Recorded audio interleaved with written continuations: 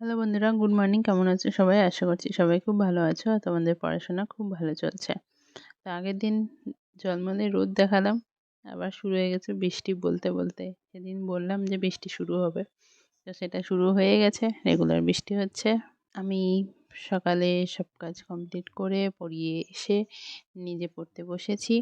আর আজকে আম কিছু কাচাকুচিও করলাম, তো সেগুলো সম্পূর্ণ করে বসতে বসতে একটু দেরি হয়ে গেল। তো যাই হোক, তারপর বসেছি পড়তে। যেহেতু আজকে সন্ধ্যার পরে পড়ানো নেই, তো এই টাইমটা কভার হয়ে যাবে। তো যাই হোক, এখন বসেছি জিকে নিয়ে। আর ইংলিশটাও পড়বো, ইংলিশটা নোট করব, সাথে পড়বো। মানে প্রিভিয়াস ইয়ার আমি প্র্যাকটিস করছি, তো সেখানে যেটা পারছি না সেটাকে নোট করব এবং তার সাথে সাথে মুখস্থও করব। তো তোমরা অনেকেই ইংলিশটাকে স্কিপ করছো, আবার অনেকে বলছো ইংলিশ কিভাবে পড়বে না পড়বে সেটা বুঝতে পারছো না। তো তাদের জন্য বলবো, ইংলিশ যদি তোমরা এখনও হাতে টাইম আছে, গ্রামার চাইলেই পড়তে পারো। রানি ম্যামের 60 রুলসটা দেখে নাও তোমরা। সেখানে ওটা দেখলে গ্রামারে আর কোনো অসুবিধা হবে না, একবারের জায়গায় দুবার করো।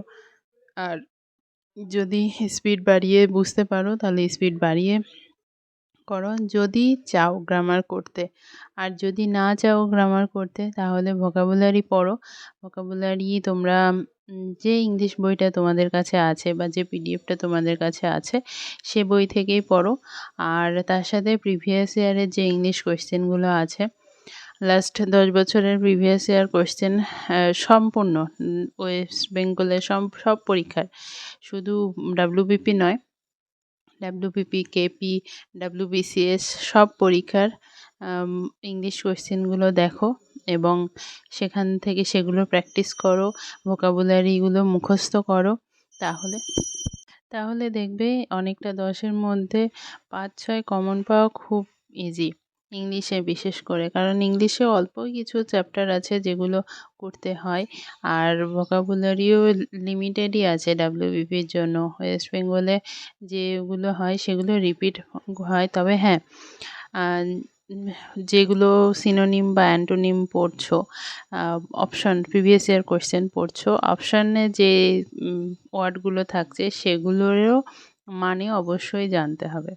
কারণ যদি অল্টারনেটিভ করে সেগুলো দিয়ে দেয় তাহলে যাতে অ্যান্সার করতে পারো, তো সেই জন্য সেভাবে প্র্যাকটিস করো। আর গ্রামার তো বললাম, গ্রামার চাইলে রানি ম্যামের 60 রুলসটা একবার দেখে নাও, একবার না হলে দুবার দেখো, খুব তাড়াতাড়ি হয়ে যাবে, বেশি সময় লাগবে না।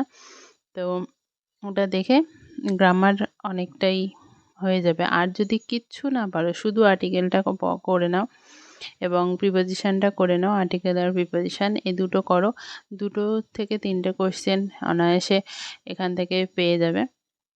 আর্টিকেল খুব ইজি, এ অ্যান আর দি কোথায়, দা কোথায় বসে, এইটা শুধু জানতে হয়। প্রিপোজিশনের রুলসগুলো একটু মানে বেশি, কিন্তু ইজি।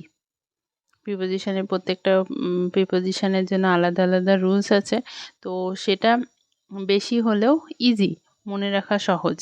তো সেইটা করতে পারো। এখান থেকে 2 থেকে 3টে তুমি কমন পাবেই। আর সিনোনিম, অ্যান্টোনিম, তারপরে error correction, sorry, spelling correction, এর থেকে মিনিমাম 4টে পাবে। 4 আর 3 7টা এইখানে হয়ে গেল। তো যদি কারেক্ট করতে পারো তাহলে হয়ে গেল, 7 মার্ক এখান থেকে উঠে আসবে। তো ইংলিশের এর আগেও আমি ভিডিও করেছিলাম, বলে দিয়েছিলাম এভাবে পড়তে, তো আবারও বলে দিলাম। অনেকেই এখনও কমেন্ট করছো বা মেসেজ করছো টেলিগ্রামে।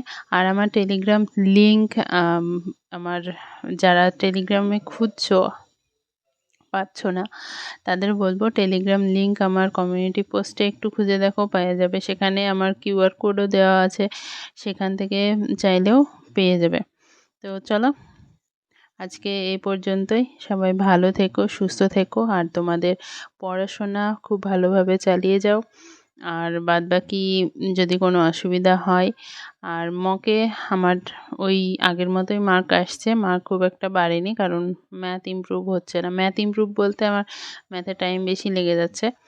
দেখি শর্ট ট্রিক্স শিখতে হবে, শর্ট ট্রিক্স কোথা থেকে শেখা যায় সেটা অবশ্যই জানিও তোমরা।